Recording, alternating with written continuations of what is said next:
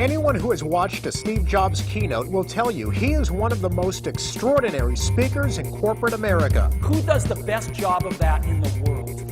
While most presenters simply convey information, Jobs inspires. I'm Carmine Gallo, and today I'll walk you through several key techniques that Steve Jobs uses to electrify his audience. They're elements you can adopt in your very next presentation. Welcome to Macworld 2008. We've got some great stuff for you. There's clearly something in the air today. With those words, Jobs opened Macworld 2008, setting the theme for his presentation and hinting at the major announcement of the day, the launch of the ultra-thin MacBook Air. Whether it's a new notebook or the iPhone, Jobs unveils a single headline that sets the theme. Today, Apple is going to reinvent the phone.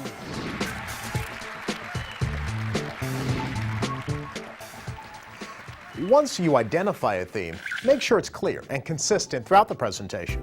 Think of a staff meeting as a presentation. So let's say you're a sales manager introducing a new software tool to help your team generate, track, and share sales leads. You might kick off your meeting this way. Good morning. Thanks for coming. I know you'll be really excited about this. Today we make it easier for you to make your quota. That's the headline. Easier to make quota. It's memorable, and it sets the direction for the rest of your meeting. It gives your audience a reason to listen. So I've got 4 things I'd like to talk about with you today. So let's get started.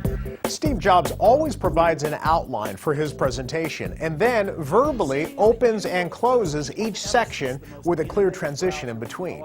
Here's an example. So that's Time Capsule, a perfect companion to Leopard, and that's the first thing I wanted to share with you this morning.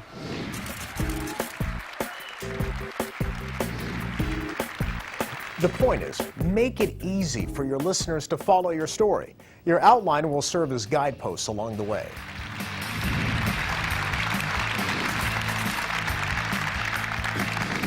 You'll also notice that during his presentations, Jobs uses words like extraordinary, amazing, and cool. He is passionate, enthusiastic, and it shows. Incredible, unbelievable, amazing, awesome, extraordinary year for Apple. You know, your audience wants to be wowed, not put to sleep. Too many people fall into this presentation mode. It's stiff, it's formal, it lacks pizzazz. We, your listeners, are giving you permission to have fun and to be excited about your company, your product, or your service. If you're not passionate about it, we're not going to be.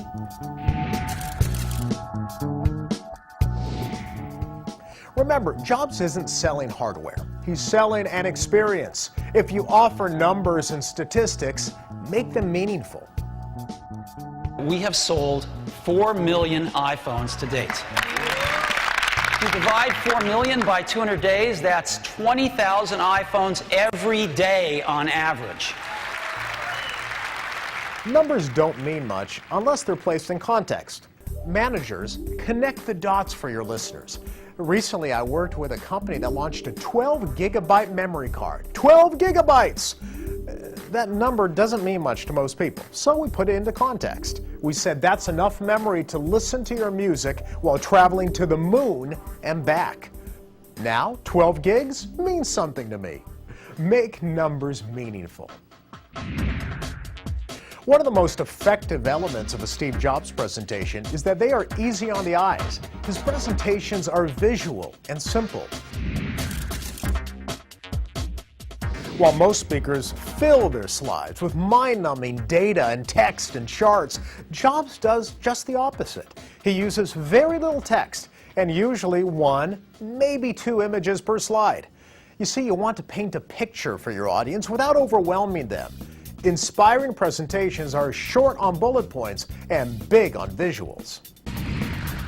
If you really want your presentation to pop, treat it like a show, with ebbs and flows, themes, and transitions.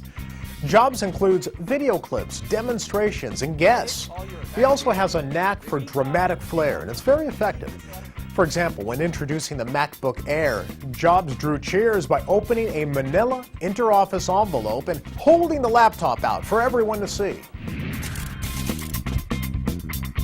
This is the new MacBook Air, and you can get a feel for how thin it is.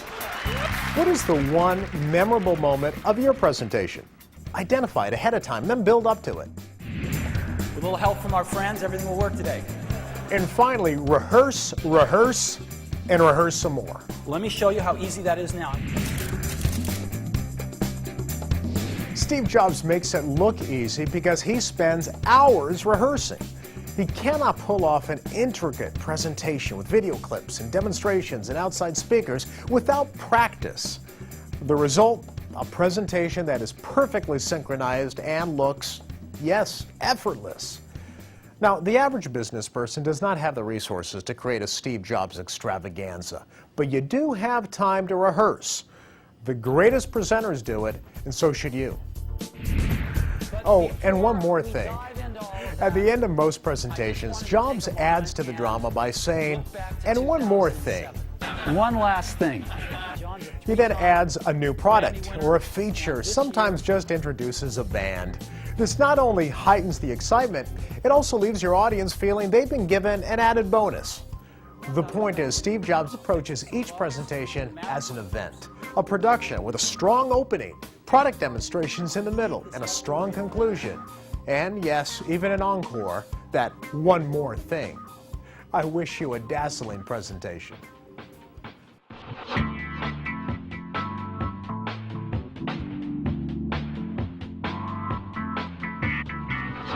For more information, go to bnet.com.